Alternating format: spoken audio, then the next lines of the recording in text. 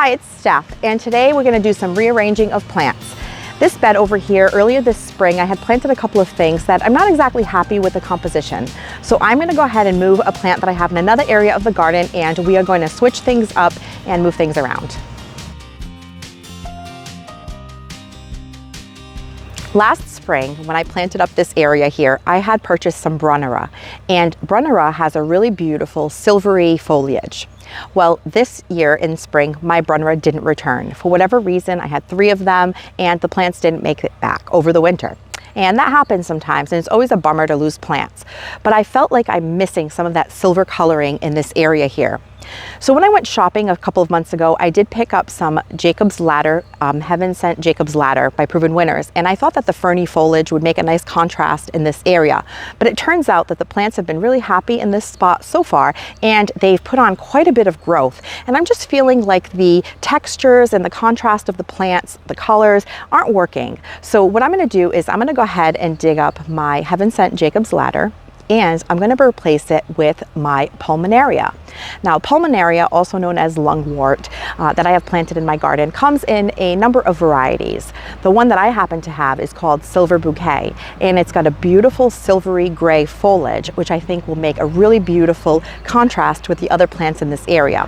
So what I'm going to do today is I'm going to go ahead and dig up that Pulmonaria. I'm going to divide it, and I'm going to swap it out with the Jacob's Ladder and put that plant, the Jacob's Ladder, somewhere else. Right here in my back woodland bed is where I have my Pulmonaria or lungwort planted. I purchased this plant as a quart-sized container about 3 years ago, and I've had it planted here the whole time. This is a shady spot in the garden, and Pulmonaria prefers shade. At around that 3-year mark is typically when perennials get large enough where you can dig them up and start dividing them. So I'm going to dig this one up today, and I'm going to divide it into 3 plants, or at least I'm going to try to get 3 plants out of it. This Pulmonaria blooms in the spring, and it's actually dropped seed, and I already have a couple of baby plants started here. There is one right here, and there is another, so that's one, and there is another right here. So what I'm going to do is I'm going to dig up the main plant to divide, and just in case something goes wrong with my main plant, I am going to leave these 2 small ones planted here as backup plants, because I know that they've been happy in this area. I think that'll be my safety net in case, I lose one.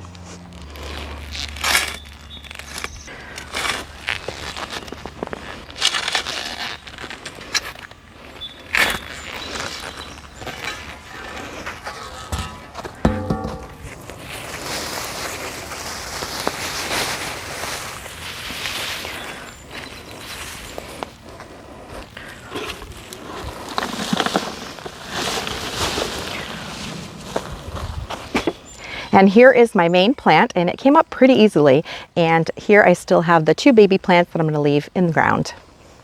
When dividing a plant, you want to be really careful about your division points. I'm kind of just inspecting the plant right now and seeing where I could potentially make some cleaner cuts. You're always going to lose a couple of leaves. That's definitely going to happen. But you just have to try to do your best. Some plants are easier to see division points than others, like hosta are pretty easy. So I'm going to start with this piece here, and I'm going to use my Hori Hori. It has a serrated edge, which makes dividing plants really easy and slices through them like butter, or like butter, like we like to say here in the Northeast. So here's one, and then I'm going to reassess this piece and try to get 2 more. So I just want to cut it in the middle, but I'm going to look for the best spot to do that.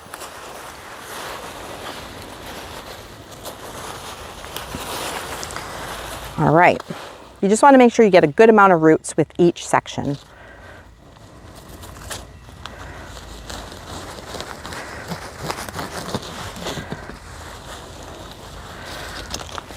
So here's 2 and 3.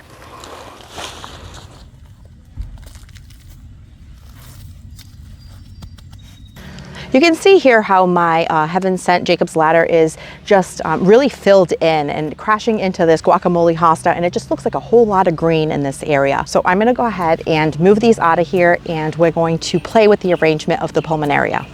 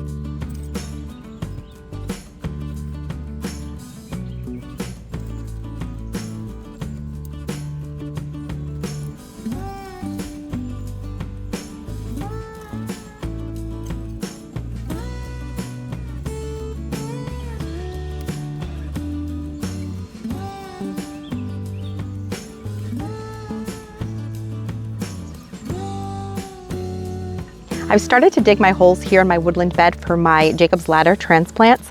And I also have this red heuchera here that I'm going to divide, and I'm going to do a drift of the red heuchera with the Jacob's Ladder along the front here, right behind my dogwood. So I think it's gonna look really nice, so I'm gonna go ahead and give it a shot.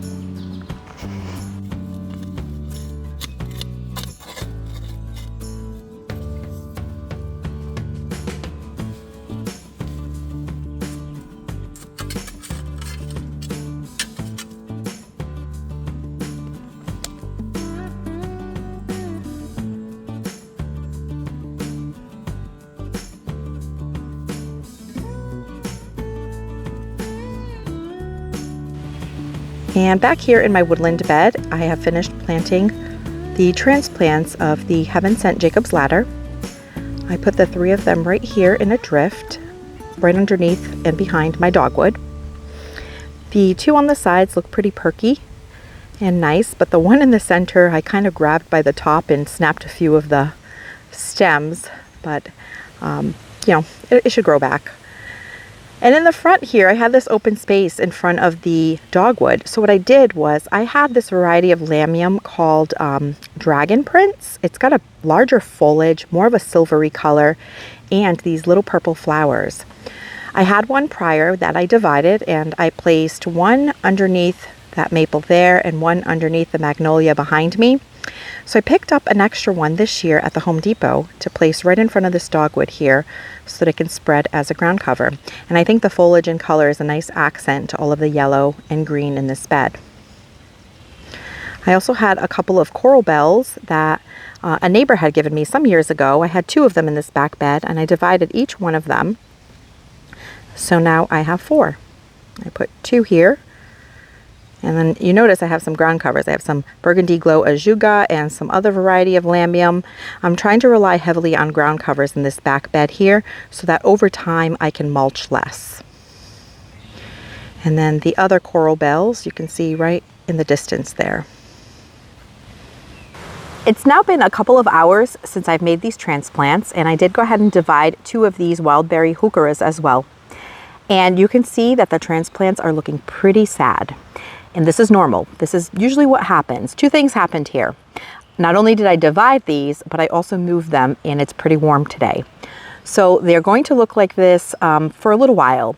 I did put up an umbrella to provide some shade. So what we're going to do is I'm going to make sure to keep these watered and shaded for the next couple of days.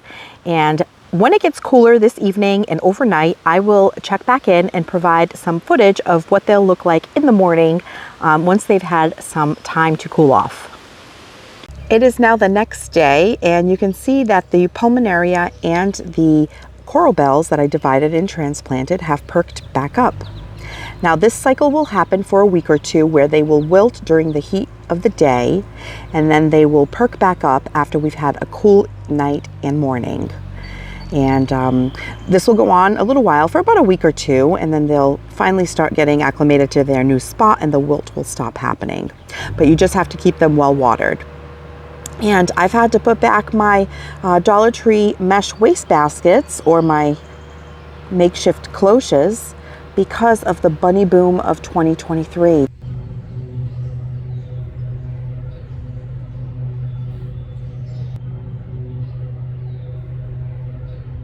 They were going after my carex. I did spray them, but I thought that having a physical barrier would be my best course of action. So here we are again.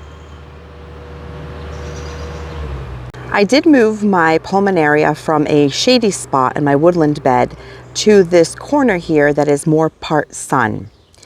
And because it is only part sun until this Katsura starts creating a bit more shade, which it already has because it's pretty dense, I am going to kind of monitor the light to make sure that the Pulmonaria does okay in this spot. So while they are getting used to the transplant, I am going to keep this umbrella here for a week. After a week, I'll assess if I need to still keep it up, but it's very helpful to keep your transplants shaded and watered, especially if moving things in hot weather. And a plant that I've had in my garden for the second season now, and it bloomed for the first time for me, is Alchemilla mollis, or lady's mantle. Now it has this really beautiful, dainty, chartreuse colored bloom. And they bloomed for a couple of weeks, but now we've had some rain, so they've kind of, now that they're past their prime, they've kind of flopped. But even when they're not in bloom, they have the most beautiful foliage that holds on to little water droplets. So a really pretty foliage plant. I bought this one here as a clearance plant from Lowe's, and then I picked up the littler one there at a plant sale.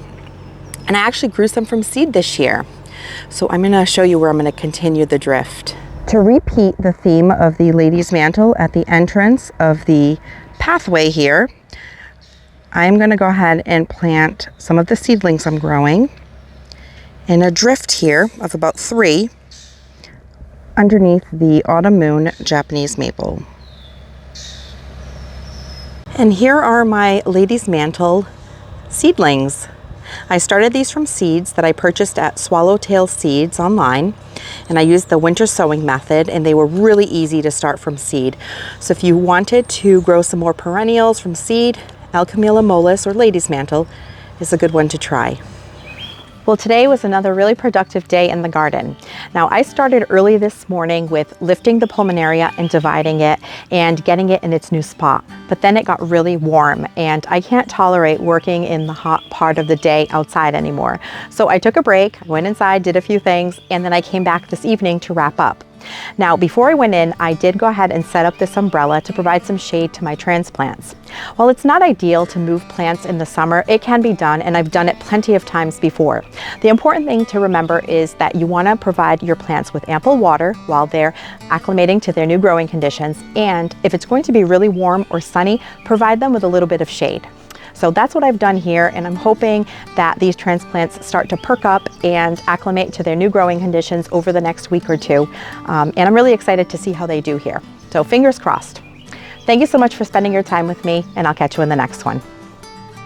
Thanks for watching this video. If you liked it, please hit the thumbs up button, and please consider subscribing so you don't miss any of my future videos. And we'll see you soon.